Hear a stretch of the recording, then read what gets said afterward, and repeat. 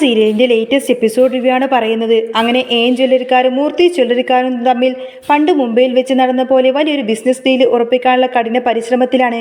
എന്തു വന്നാലും ആ ഡീല് കൈക്കലാക്കണമെന്ന വാശിയിൽ ആദർശിന്റെ കട്ട സപ്പോർട്ടും കൂടി അനിക്കുണ്ടായിരുന്നു.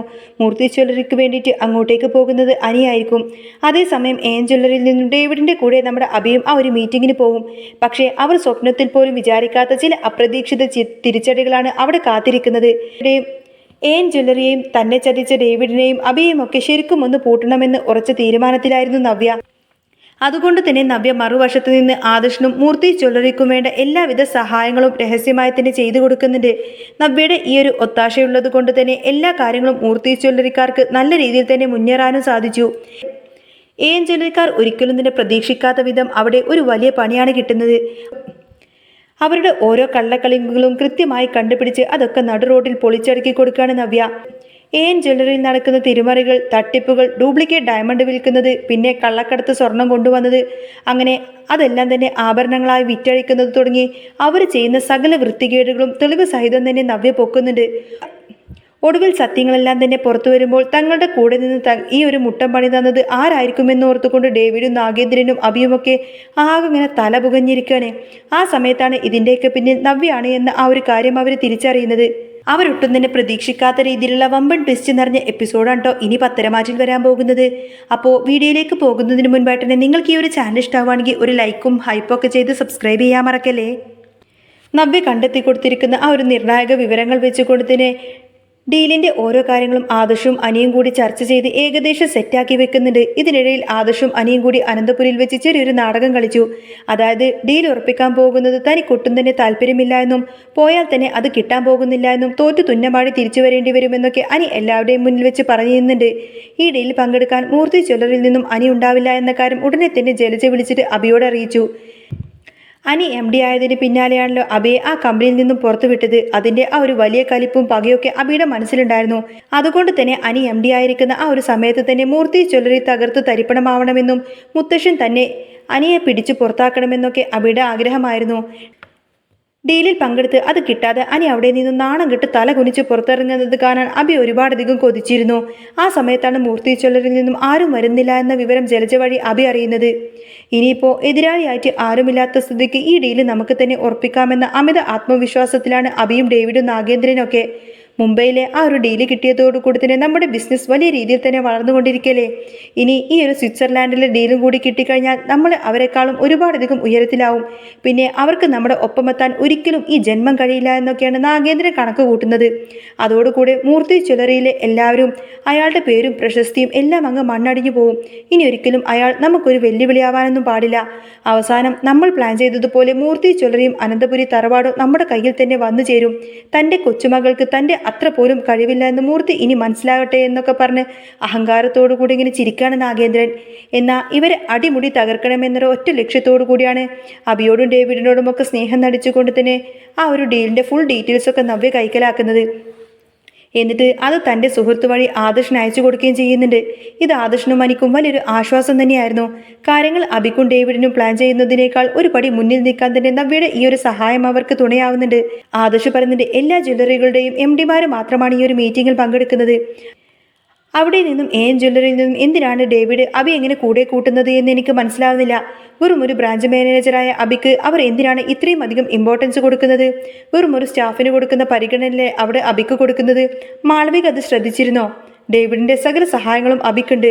എല്ലാ കാര്യങ്ങളും അബിയോട് ചോദിച്ചിട്ടാണ് അവിടെ നടക്കുന്നത്. അങ്ങനെയൊക്കെ ഉണ്ടെങ്കിൽ ഇവർ തമ്മിൽ വേറെന്തോ വലിയ ബന്ധമുണ്ട്. ഈ അബിയും ഡേവിഡും തമ്മിൽ പണ്ട് മുതലേ എന്തോ കണക്ഷനുണ്ട്. മറ്റാരും സംശയിക്കാതിരിക്കാൻ വേണ്ടിയിട്ടാണ് നവ്യ ആദ്യം കമ്പനിയിലേക്ക് മോഡലാക്കിയത്. നവ്യ റെക്കമെൻഡ് ചെയ്തത് കൊണ്ടാണ് അബിക്ക് അവിടെ ജോലി കിട്ടിയത് എന്നൊക്കെ വരുത്തി തീർത്തതാണ്. സത്യത്തിൽ നവ്യ കാരണമൊന്നുമല്ല അവൻ അവിടെ കയറി പറ്റിയത്. അപ്പോൾ അത് കേട്ട് അനി പറയുന്നുണ്ട്, അതേ ആദർശേട്ട, ഈ സംശയങ്ങൾ എനിക്കും ഉണ്ടായിരുന്നു. അന്നത്തെ പ്രശ്നങ്ങൾക്കെല്ലാം പിന്നിൽ അബി തന്നെയാണെന്ന് എനിക്ക് തോന്നുന്നത്.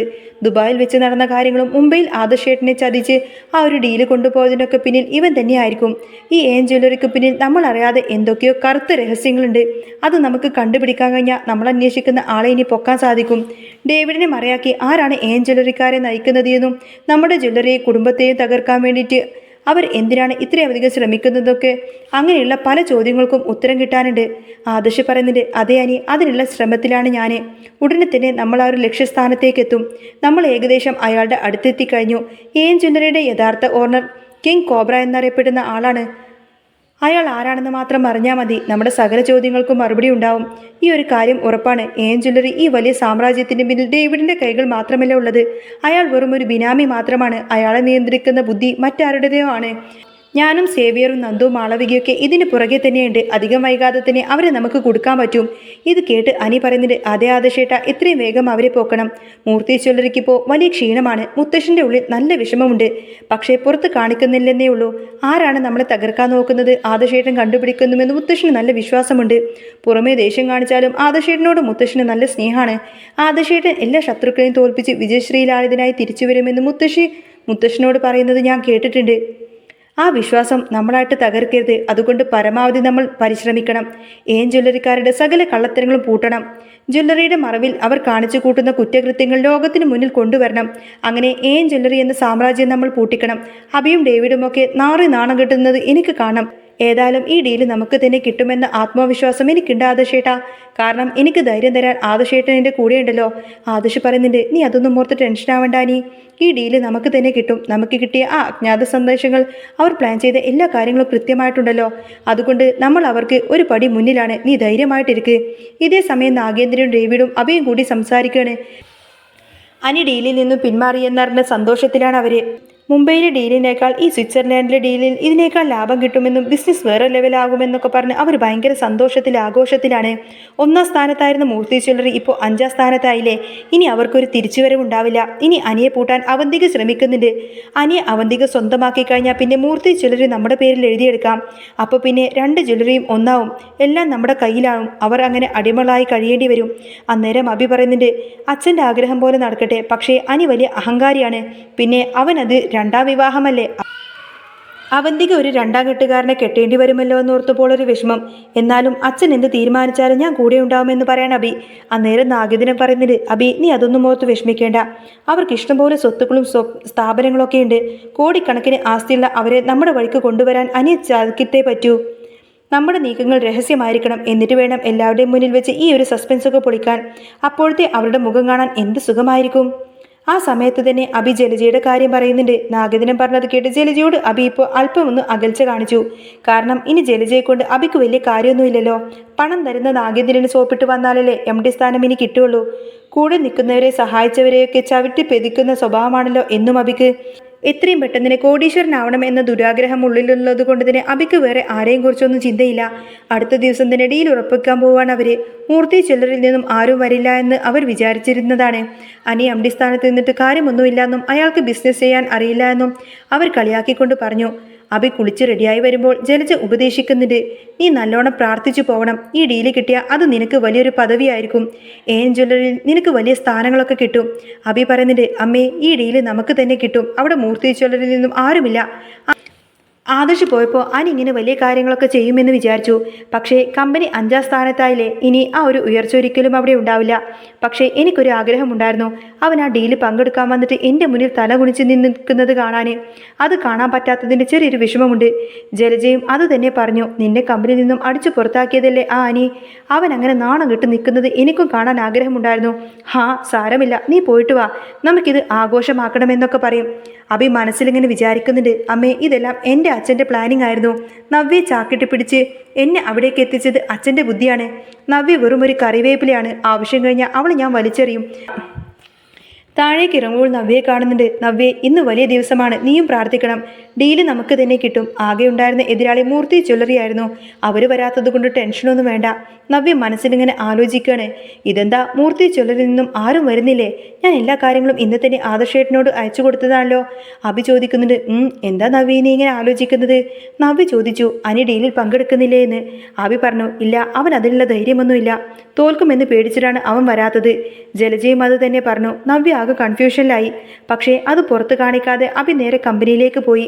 നവ്യക്ക് ആകെ വിഷമമായിരുന്നു. താൻ ഇത്രയും സഹായിച്ചിട്ടും എന്തുകൊണ്ടായിരിക്കും അവർ വരാത്തത് എന്നൊക്കെ ഇങ്ങനെ നവ്യ ചിന്തിച്ചു നിന്നു. അനി നേരെ പോകുന്നത് ഗസ്റ്റ് ഹൗസിലേക്കാണ്. ആദർശിനോടും നയനോടൊക്കെ സംസാരിച്ചു.